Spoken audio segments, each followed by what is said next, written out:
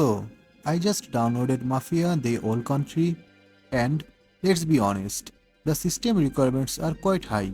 I know the RTX 2070 came out like 7 years ago, but I still expected something a bit more forgiving. Anyway, I have got an RTX 3050 Ti with just 4GB of VRAM.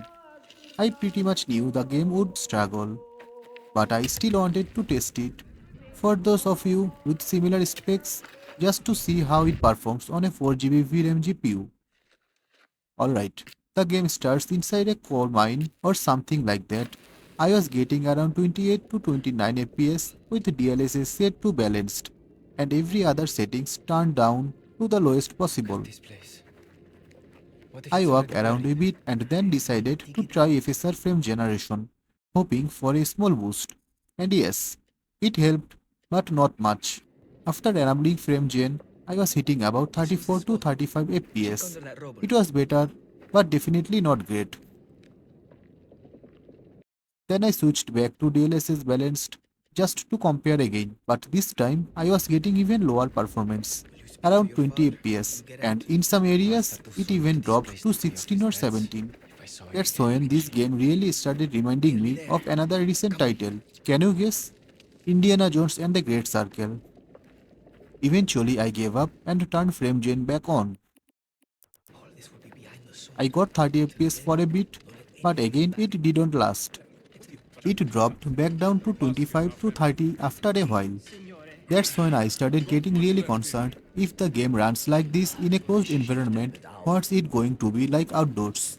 Well, once I stepped outside, I was getting around 28 to 29 FPS on average. So not much different, but still far from ideal. Here is where things got even more frustrating. I tried tweaking the settings again to squeeze out a few more frames, but it turns out some options are completely locked. For example, Global Illumination is stuck at high, and no matter what you do, you can't lower it. Same goes for a few other settings too.